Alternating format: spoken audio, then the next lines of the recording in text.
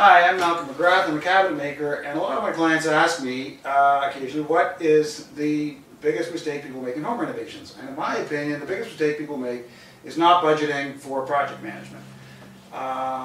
They budget for all the components. I've listed them here, something like for a kitchen renovation, cabinets, 15, electrical, plumbing, drywall, demo, frame, paint, tile, granite. They'll budget for all those components and budget reasonably. And, hypothetically, let's say all these components add up to $50,000. People assume, well, it's a $50,000 renovation. Well, that's not true. In fact, someone has to coordinate all of these. And the person who coordinates it has to be essentially more skilled than any of the people on the individual components.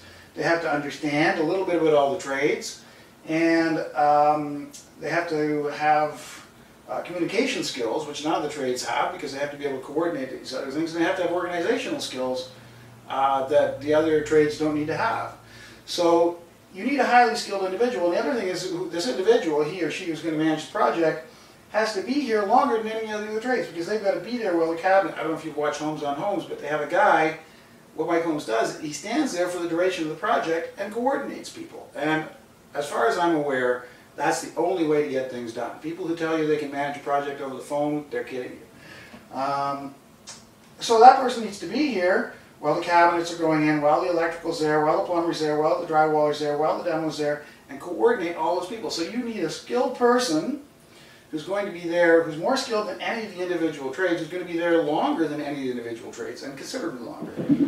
So, in my opinion, if this is a $50,000 project, what I would usually say, that's got to be at least 20 or 30% of the cost of the project. So, that's going to mean this project with $50,000, what you would call hard costs, if you add 20%, that's going to add another 10 or 30%, $15,000. So you're going to have, this is the real cost of the project. Okay? Now what a lot of people think that somehow this amount here,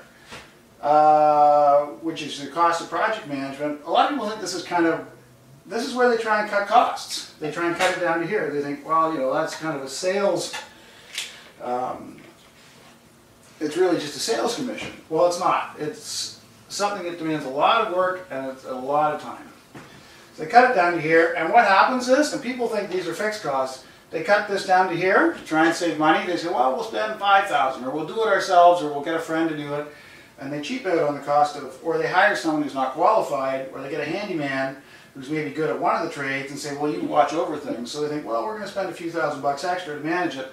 What happens is, these hard costs, they go up to here.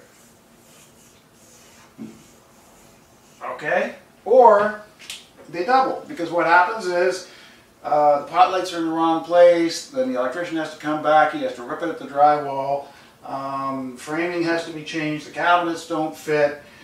So by the time everybody's come back 3 or 4 times to fix the mistakes because things weren't organized right in the first place, this may not be $50,000, this may be $100,000. And the other thing is that this cost doesn't go away. Even if this doubles because of mistakes, you still have all this cost to manage everything. I've had projects where people come to me and someone screwed it up, and the cost of undoing what they screwed up is more than the cost of managing it in the beginning.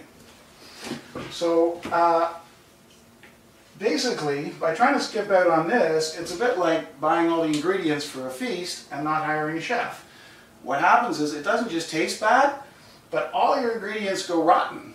And I've seen it happen time and time again. And the other thing people don't realize is that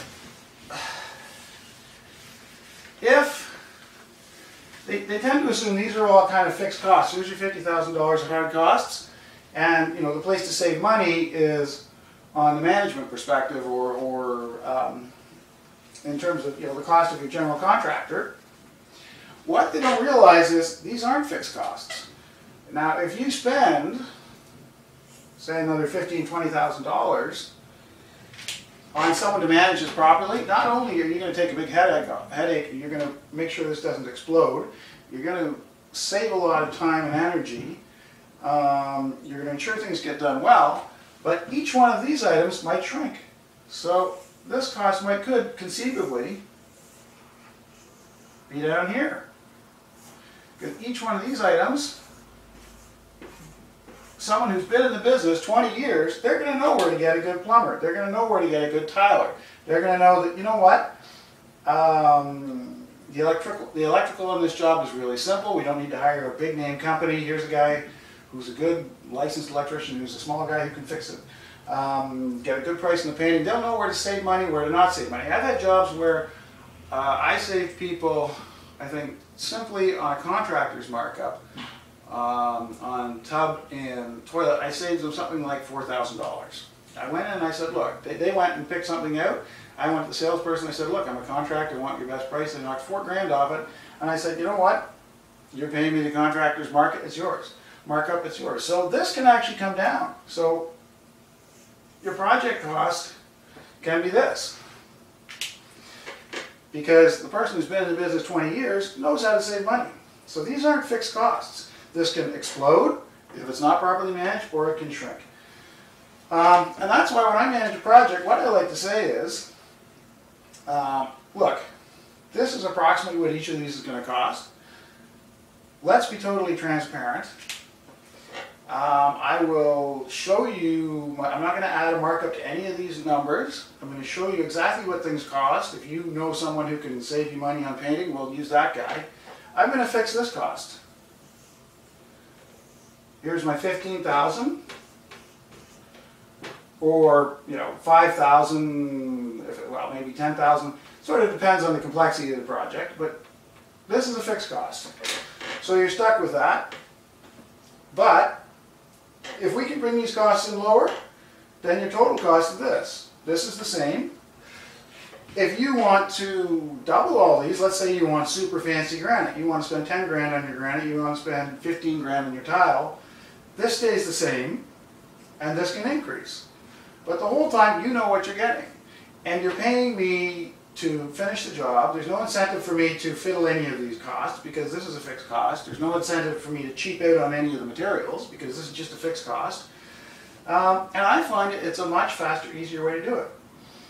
So that's my solution to the biggest mistake in home renovations. Thank you. Bye.